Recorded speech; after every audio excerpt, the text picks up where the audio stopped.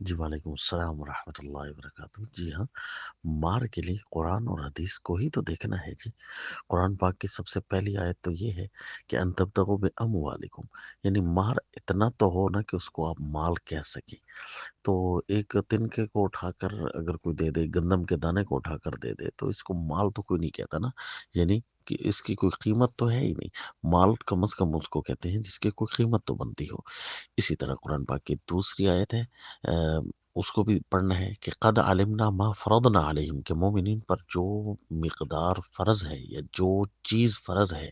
ہم اس کو جانتے ہیں۔ اب وہ چیز جو مار ہو تو وہ کتنی ہے، تو وہ ایک تو اس کی زیادہ والی طرف ہے اور ایک اس کے کم والی طرف ہے۔ اللہ فرماتے ہیں ہم نے جو چیز ان پر فرض کی ہے،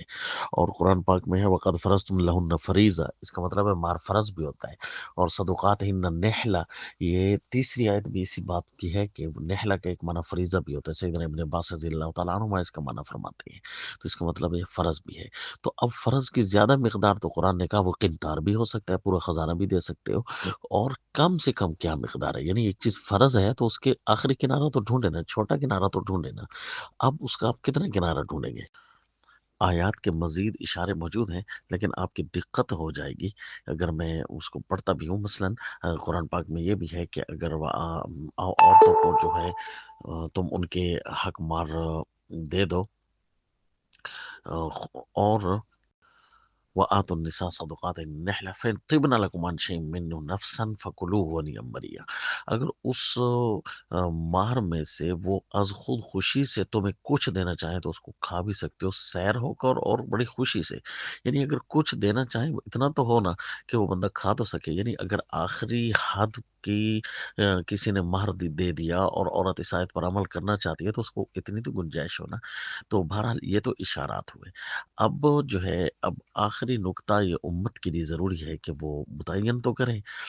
تو جو قرآن کو حل کرنے کا اور پڑھنے کا شوق رکھتے ہیں وہی متعین کریں گے، اور جن کو پاس قرآن پاک کے ان آیات کی وقت نہیں ہوگی تو ظاہر ہے وہ پھر تان ہی کرتے پھریں گے، نعوذ باللہ۔ جبکہ احادیث پاک میں آپ صلی اللہ علیہ وسلم نے جہاں ایک چھوٹی سی چھوٹی چیز متعین کرنی چاہیے وہ اس لیے تھا کہ اگلا آدمی مجبور تھا، حتیٰ کہ اس کے پاس صرف قرآن تھا تو کہا جی قرآن کے ساتھ ہی۔ تو مجبوری ایک ایسی چیز ہے کہ اس میں تو بعض اوقات خنزیر کھانا بھی جائز ہو جاتا ہے۔ تو مجبوری سے ہٹ کر عمومی فتاوی، امام الانبیاء صلی اللہ علیہ وسلم کی ارشادات اور آپ کے سامنے ہونے والے واقعات، تو وہ ایک صحیح بخاری کا واقعہ ملتا ہے، مسلم شریف میں ہے، باقی روایت کتب حدیث میں، کہ صحابی نے شادی کی ہے، وزن نوات من ذہب، ایک گٹھلی کی مقدار، وزن کی مقدار سونا، یہ یا ربع مسقال بنتی ہے تو پھر تو 10 درہم بنانے میں کوئی مشکل ہی پیش نہیں آئے گی، حساب لگاؤ، یا اس کو سدس مسقال کہا گیا ہے۔ سدس مسقال ہو نا تب بھی یہ یعنی ایک تولے کے اندر 16واں یا 17واں حصہ جا کر بنتا ہے ایک تولے کا، اور ایک تولے کا 16 یا 17واں حصہ اس کی کتنی مقدار بنتی ہے تقریباً قیمت کی، کیونکہ وزن ہے نا، تو اتنے وزن کی مقدار کم از کم یہ 2 سے 3 تولہ چاندی کی مقدار آج بھی بن رہی ہے، اور یہی مقدار 10 درہم کی ہوتی ہے، جس کو حنفیہ نے 10 درہم سے نوٹ کیا۔ وہ چونکہ دوسری عبارت ایسی لے کر آتے ہیں اس شوق کے اندر کہ اسرا سے اسرا عبارت ہو، کیونکہ اس کے شواہد قویت ہے، یعنی بخاری والا، تو اس لیے وہ روایت لے کر آتے ہیں، اگرچہ اس کی سند پر کلام ہے لیکن بخاری شریف کا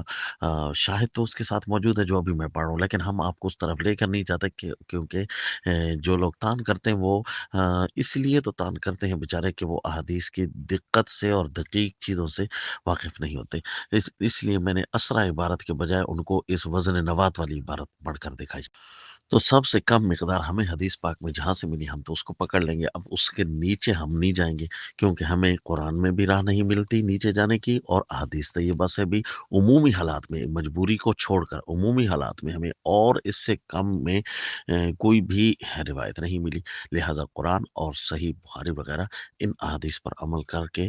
ہم چلتے ہیں، اس سے کم پر ہم سے نہیں چلا جاتا ہے، کیونکہ ہمیں کوئی راہ متعین کر کے نہیں دیتا۔ اگر بالفرض کوئی کہتا ہے کہ قرآن کی آیات پر میں بھی عمل کرتا ہوں اس طریقے سے اور میں بھی اس کا ایک کنارہ چھوٹا کنارہ ڈھونڈ سکتا ہوں، تو اس کو چاہیے کہ ڈھونڈے، احادیث طیبہ آپ کے سامنے موجود ہیں۔